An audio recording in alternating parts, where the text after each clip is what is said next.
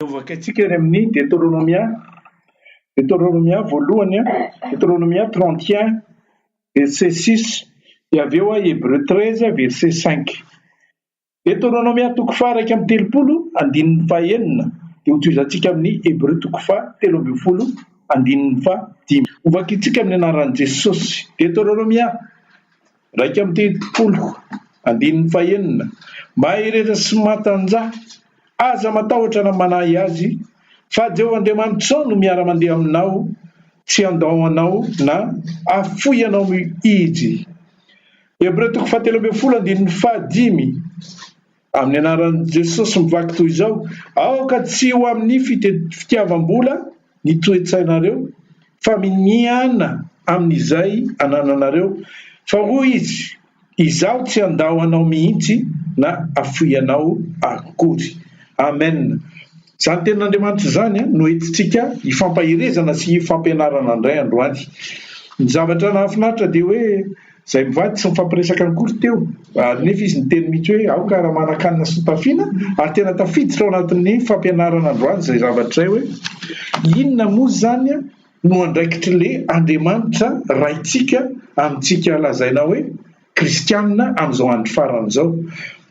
Mahafinaritra mihitsy no miteny any hoe Isaia toko faha 5 andininy faha 1 dia milaza hoe ny amin'ny zavatra ho avy no anontany azy Jehovah, fa ny zanako sy ny asan'ny tanako aoka ho adidiko any. Eo ny hamaritantsika amin'izay manomboka androany, inona amin'inona no ny intervenir Andriamanitra eo amin'ny fiainanao, amin'ny lafim-piainanao inona no mahamarina izay tenin'Andriamanitra izay hoe aoka ho adidiko ihany. Nametraka mihitsy izy hoe natokany zatra ianao hoe tsy adidy raha manana izy ity ry havana, ka ohatrany hoe andeha ataoko hoe fampandrosoana ho an'ny tany anankiray ka hoe sosialisme dia tsy maintsy samy manao eo daholo. Tsy izay fa tsy nataony mihitsy ny tenin'Andriamanitra hoe ny amin'ny zavatra ho avy ny anontanio ahy. Raha ohatsy Jehovah ka niteny hoe ny zanako sy ny asan'ny tanako indraindray aoka adidiko dia indraindray mba adidinao, tsy niteny an'izay izy fa aoka ho adidiko ihany. Fa nipetraka amin'ny fanontaniany hoe amin'ny lafim-piainana inona no hiadidian'Andriamanitra atsika. Ny zava-doza dia izao, rehefa tonga eto amin'izao tontolo izao zasianao dia be dia be ny fandrika izay heverintsika mahatonga fiadanana eo amin'ny fiainantsika. Be dia be ny fandrika izay mahatonga antsika hoe aiza zany le tena azahoky zany atao hoe fitahian'Andriamanitra zany. Matetika moa ny resaka hoe fitahian'Andriamanitra no heverin'ny olona hoe mety ahasambatra, satria raha diso fandray ny olona amin'ny baiboly, le milaza Jesosy any amin'ny Jaona toko 10:10, le milaza hoe ny mpangalatra tsy tonga raha tsy hanapodika andringana moa, izaho hitondra fiadanana be dia be, ary ny heverina hoe ahoana ary le fiadanana tsy mety tonga raha tokony izy ange zany fiadanako zany tokony petraka ao amina fauteuil tsara eo amin'ny piscine ninona ny sakafo tonga ho azy. Zay le fiadanana nofo zay. Fa inona kosa no tian'Andriamanitra ataontsika zanak'Andriamanitra? Voalohany indrindra, nametraka zavatra anankitelo ny tompo. Misy zavatra tsy maintsy arahako ary tsy maintsy arahanao voatanteraka ny atao hoe fiahian'Andriamanitra amin'ny fiainako sy ny fiainanao. Misy zavatra telo ngeza be. Ovakitsika any amin'ny Timoty voalohany toko faha 9. Timoty voalohany toko faha 9 andininy faha 7 ka hatramin'ny faha 12 mamaritra izay. Ny voalaza ao dia hoe mametraka mihitsy ny tompo. Zao ny zavatra voalaza hoe tsy nitondra na inona na inona teto amin'izao fiainana izao ianao, ary tsy hatondra na inona hiala amin'izao fiainana izao. Averiko indray mandeha, tsy nitondra na inona teo amin'izao fiainana izao ianao, ary tsy hatondra na inona hiala amin'izao fiainana izao. Zay zany ny atao slogan napetraka Andriamanitra, voafaritra amin'izay daholy ny zavatra rehetra amin'ny fiainanao. Rehefa tianao zavatra be te hanana avion tsy hatondra n'iny rehefa miala eto, te hanana trano ngeda be tsy hatondra n'iny rehefa hiala eto. Tsy afaka nisy zavatra nientiko mihitsy satria ny tenin'Andriamanitra dia mazava tsara. Raha mamakytsika any amin'ny Jaona epistily voalohany any Jaona toko 2:7 dia milaza hoe mandalo moa izy ninny zao tontolo zao sy ny filany fa zay manao ny sitrap'Andriamanitra no maharitra mandrak'izay. Zany hoe napetraka Andriamanitra zany tany isako am'izay hoe inona le zavatra anankitelo lehibe tokony ho fantatsika kristianina. Voalohany 1 Timothée 6:5 milaza hoe raha manan-kanina sy tafiana dia aoka hianina ny amin'izany. Ahoana koa zany? Raha manan-kanina sy ho tafiana aoka hianina ny amin'izany. Anankiray izay tsika tadidio tsara hoe olona eto amin'izao fiainana izao ve dia tsy mba manahy ianao ve ianao io ve amin'ny maha olombelona anao tsy mba mieritreritra ohatry ny olona rehetra zay manana asa saina amin'ny karazany hoe ho avy zao ny fetiko, ho avy zao ny fetin'ny zanako, ho isy vahiny hoe tsy zao dia ahoana ny angalana hitako vola, ahoana atadio tsara fa ny zavatra rehetra tsy maintsy basé amin'ilay resaka vola. Ninona zay zavatra rehetra à l'avenir dia tsy maintsy basé amin'ny resaka vola. Nefa ilay tenin'Andriamanitra teo le Hébreu 13:15 aoka tsy ho amin'ny fitiavam-bola ny sainanareo, ny toetranareo fa izaho tsy andao na foy anareo. Misy nuance be mihitsy zany. Zaho te hanana vola misimisy kokoa amampifalifaliako an'ilay olona zay ho avy. Voatery zany ade ampitombo eo raha ny fiasako. Eno tsara te ampifaly kokoa an'ilay olona zay ho inviteko aho kanefa ny eto anako limité. Dia inona ny zavatra ataoko? Andeha aho ifo maraina be ampitombo eo raha iasako ary hoditara be mba tonga ana manao calcul atao fisainako hoe tombo vola ampelantanako. Ampifalifaliako an'io inona ny ao anatin'izany? Ifo maraina be mba azahoana vola. Vola le dia tavika eo zay le hoe fitiavany an'ilay vola ahoana nazoaka azy be deaibe tsy vola moa dia taviko no tiako hoe amin'izany efa mba le vahiniko. Le vola no enjehako amin'izay fotoana izay. Le vola no enjehako azahoako mampifaly ny ankonako. Kanefa ny tenin'Andriamanitra ny Salamo 127 Salamo 127 1:5 dia milaza hoe bakeo hoe zava-poana ho anareo ny mifo maraina sy ny alipandra ka homana ny anina azo amin'ny fahasahiranana. Izany anefa dia omeny ihany ho an'ny malalany na dia matory aza izy. Amen. Zany zavatra zany tena hoe tafiditra ao anatin'ny engrenage zany itsika zanak'Andriamanitra nefa ozy izy hoe aoka ho adidika ihany. Anankiray zay zany le voalohany, le point voalohany fa maninona inona no tokony ataontsika mba hatonga ny le Jéhovah Andriamanitsika intervenir en tant que raitsika. Tadio tsara fa io Andriamanitra mpamorona io dia na ny olona ratsy fanazy dia mahazo ny anjarany. Rehefa mamaky tsika ny tenin'i Jesosy any amin'ny Matthieu 5:5-7 Matthieu 5:45 dia milaza hoe rainareo any an-danitra ozy manome masoandro maimaim-poana sy orana ho an'ny ratsy fanahy sy ny tsara fanahy. Zany hoe manome izy satria ho adidiny ny namboarin'ny tanany. Fa ianao kristianina nasiny balizy ozy aho satria maninona tonga eto amin'ilay tany iainantsika eto le fakapanahy, le devoly tonga fakapanahy zay nakafanahan'i Jesosy le voalaza ny Luc 4 le hoe raha miakohaka eto anatrehako. Dia izay zavatra izay no mahatonga an'Andriamanitra miteny hoe kare raha manan-kanina sy ho tafiana dia hianina ny amin'izay. Dia ny faharoa amin'izay dia hoe hotsika hoe voalohany raha manan-kanina sy tafiana, faharoa aza manasa tena te hanan-karena, aza manasa aoka tsy hoentina amin'izany ozy izy mitoetsainareo satria rehefa manan-karena ny olona anankiray dia latsaka amin'ny fakapanahy sy filana maro. Latsaka amin'ny filana maro. Inona le filana maro? Mitovy amin'ny filan'ny olona rehetra hoe rehaka izao tontolo izao araka voalazany 1 Jean 2:15-16. Zay le milazany hoe aza tia amin'izao tontolo izao ny zavatra eo amin'izao tontolo izao fa ny zavatra eo amin'izao tontolo izao dia avy amin'izao tontolo izao ihany. Ny rehaka izao tontolo izao dia mandalo. Dia izay zavatra izay tsy tian'Andriamanitra ahatongavantsika zany tsy afaka mi-intervenir amin'ny fiainanao izy zany rehefa tafalatsaka amin'io ianao. Fa reo zany le atao hoe balizo atsika kristianina mba hatonga atsika zanak'Andriamanitra hoe tena miadidy marina ve izy. Ary matetika miara-mifandrombaka amintsika izy efa hiadidy dia tsika koa miadidy atsika ihany.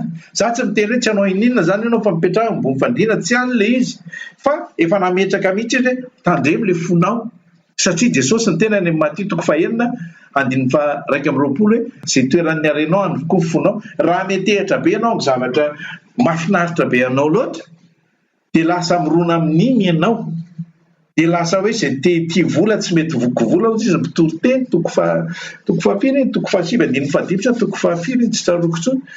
Zay tia vola tsy mety vokovola, zay tia arena tsy mety voky arena, satria lasa manenjika an'iny a dia tafalatsaka ny dikan'izay, tafalatsaka amin'le fakam-panahy.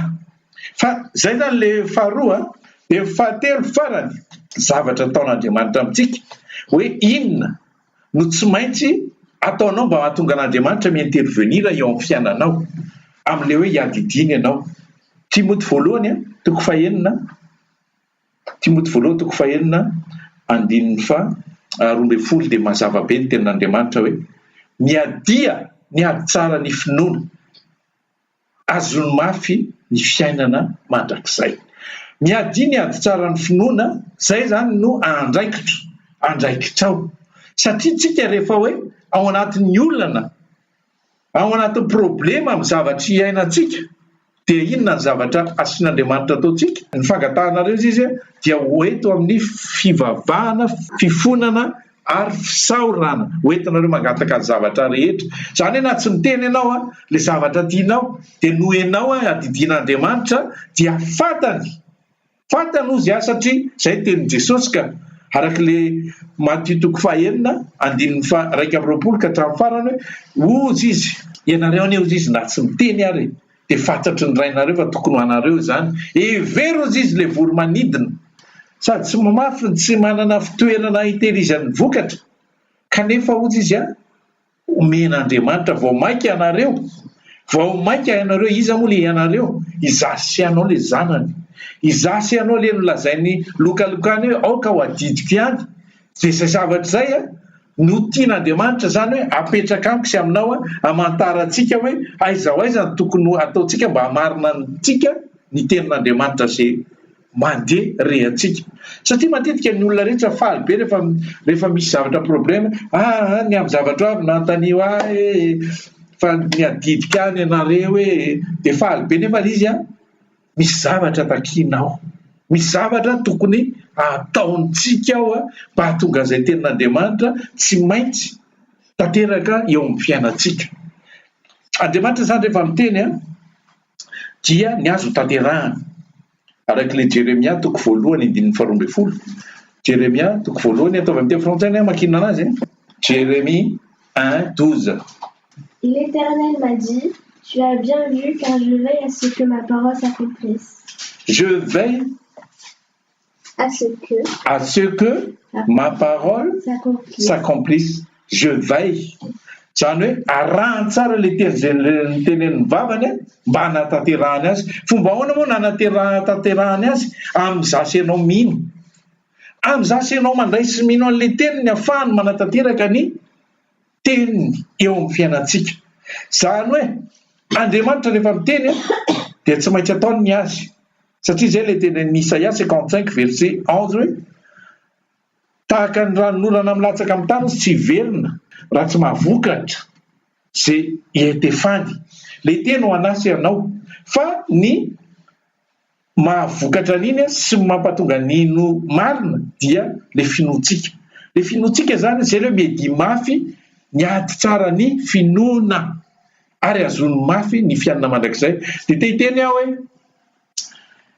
dia tsika ve zany mbola mila manao an'izany rehetrarehetra zany vao misy ny zavatra rehetra zay tadiavintsika? Tsia. Zavatra rehetra ilainao dia efa eo, fa le finoana no mahatanteraka ny zavatra ilainao eo amin'ny fiainanao. Donc jerentsika ny 2 Petera 1:3. Petera 2:1 dia milaza hoe efa nomen'Andriamanitra atsika ny zavatra rehetra momba ny fiainana ary ny toe-panahy araka an'Andriamanitra mba ho fahalalana anazy, ho fahalalana azy ire amin'ny tontolo rehetra eny. Zany hoe efa nomen'Andriamanitra, tsy hoe mbola angatahany io, tsy hoe mbola voatery mila mandohalika be avo azo an'io, efa nomena. Fa ny zavatra mahatonga ny tsy voarahintsika dia le misy zavatra anankitelo le tanisantsika teo, tsy tanterakitsika satria tsika no misisika manao an'le izy dia voatery le zavatra efa mipetraka takona, fa le zavatra ezahantsika no voatery braqué amin'ny saitsika. Dia ahoana koa no alalana sao dia tokony mbola andeha hanao zavatra be dehibe any am-piangonana kosa vao tanteraka izay zavatra izay. Any amin'ny Efesianina toko voalohany andininy 7, Efesianina voalohany andininy 7 dia milaza hoe efa nomeny herin'Andriamanitra antsika ny fitahim-pana rehetra avy any an-danitra, efa narotsaka Andriamanitra ao antsika, fa tsy hoe mbola ho angatahany io na mbola misy condition be dehibe, fa io efa nomena. Fa zavatra mahatonga an'le tsy ho tanteraka ozy ateo dia mila tanterakitsika amin'le zavatra anankitelo izay tadiavin'Andriamanitra amintsika. Ny zavatra tsara ho tadidiana dia izao hoe fiainantsika eto amin'izao fiainana mandalo izao dia limité le fiainantsika. Ary za raha tato aty dia variana mihitsy amin'ny olona le lasa nodimandry, satria tsy tanora tsy lehibe fa ohatrany lasa tampoka izany daholo ihany. Misy ny manambady aman-janaka dia hoe atory izy dia tonga dia atao dia lasa, dia ozy aho hoe nanontany tena mivizy hoe amin'ity zahatory ity aiza za rehefa avy eo raha sanatria tokoa ka maty zava-doza mihitsy, fa mila zany tsika mifanaraka amin'io tenin'Andriamanitra io ny fiainantsika isan'andro. Izay nge le mahatonga an'le fitaratra, mijery ny tarehinao amin'ny fitaratra ianao dia avy eo manadino, satria le tenin'Andriamanitra dia ohatran'ny hoe album photo an'ny tenanao ihany.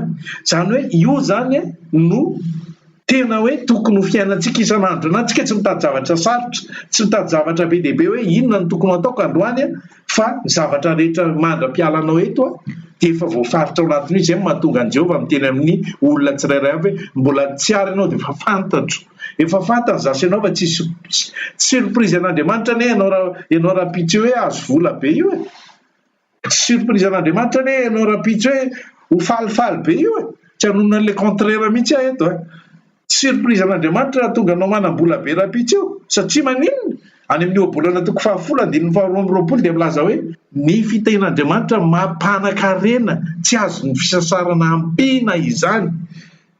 Rehefa amin'ny fotoana ny olona anankiray miezaka ny te hanankarena ny tenany dia modimety zany dia raraka indray, zany ny ainako ta Madagasikara ka mety be aloha indray mandeha anao tonga dia mahazo mirafila vola be tena tonga dia ianao ny tena ngandrindra. Dia inona ny zava-mitranga rehefa tsisy balizy ny fiainana, azonao amin'izay le hoe tafiditra amin'ny fakapana maro, filana maro. Inona ny filana maro? Manana voninahitra iray izay, faharoa manana le 3V zany tsy dia taheko 3V, voninahitra, vehivavy ary inona koa ny ve anankiray moa le filazan'zareo anazy, manana ny fahefana zany zay tafiditra voalohany amin'ny olona anankiray na lahy izy na vavy rehefa manana an'izy manana ny pouvoir rehetra izay tiany atao.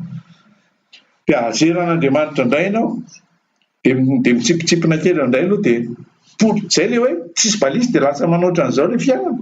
Fa rehefa le Andriamanitra mahatonga anao miakatra dia tsisy maharodana, satria zay le hoe fitahian Jehovah mampanankarena, tsy azo ny fisasarana ampiana zany. Zaza zao ato mety ny compte any amin'ny vola any amin'ny banque any zao mety manana hoe 5 000 € ohatra, tsy azoko anampiana mihitsy io satria Jehovah manampy an'itsy kelikely amin'ny zavatra izay ataoko, anambinany aly izy. Dia izay zavatra izay zany ho antsika kristianina na inona ny zavatra hitantsika hoe tokony ho mety dia izay foana ny tadidio hoe fantatr'Andriamanitra ny zavatra tokony ho asy ho anao, fa tsika zany tokony hoe misaotra azy aloha amin'ny zavatra kely, misaotra azy aloha zavatra izay ananantsika kely satria tsy io foana ny fitomboany, tsy io foana ianao hoe androany ianao mety heveriny olona ndre bitika kely ianao milaza aminao fa tsy io foana ny fiavaranao satria ahoana ozy izy ny tenina Jehova na dia kely aza ny fiandohanao ho lehibe ny fiafaranao satria maninona Deutéronomia 20:12 dia milaza hoe izaho sy Jehova no miahy anao hatramin'ny fitomboan'ny taona mandra-patapitry ny fiafaran'ny taona.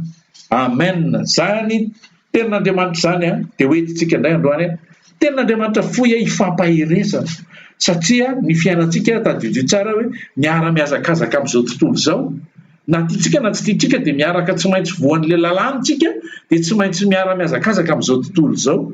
Dia izay zany ny zavatra hoe tsara ho fantatra mba hahatonga antsika hoe aiza ny toerako sy ny toeranao mahazanak'Andriamanitra sy anao tadidio tsika ane mahazanak'Andriamanitra tsika ane mampiavaka antsika aloha dia izao tsika dia mpiray lova amin'ny Kristy. Ahoana ozy izy ny Romanina 9:17 Romanina 9:17 raha zanaka dia mpandovan'Andriamanitra, mpandovan'Andriamanitra ray no sady mpiray lova amin'ny Kristy zanany.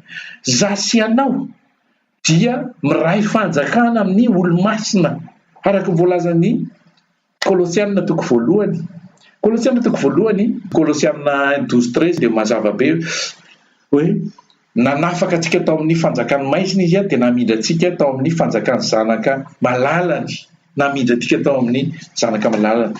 Dia ho voninahitra ho an'Andriamanitra irery ihany ho antsika kosa ny fiadanany. Hivavaka isika Andriamanitra ray io, ianao tokoa no rainay miahy anay fony izay mbola tsy arakory mandra-pialanay ity amin'ny tany ity. Foy ny fotoana ary voafetra ihany ary tsy voatery hoe ny mahazo taona be no andeha hody fa mety ny olona mbola voakely, mety tanora kely, mety ihany koa vatombatiny, tsy mifidy tokoa izany fa ny angatahanay aminao aza esorina eo aminay izay voarakotra sy voasoratra tamponay dia ny teninao izay mampijoro anay sy mahatonga anay eo amin'ny pista izay efa nametrahanao anay. Ianao tokoa Jehova nefa niteny hoe niara-ny fironina niaraka tamin'i Jesosy izahay mba hanao ny asa tsara. Aoka ny asa rehetra sisa ataonay eto amin'izao fiainana mandalo izao dia izay araka ny sitraponao sy izay fanirianao ihany. Voninahitra ho anao Andriamanitra amin'ny anaranao Jesosy. Amen.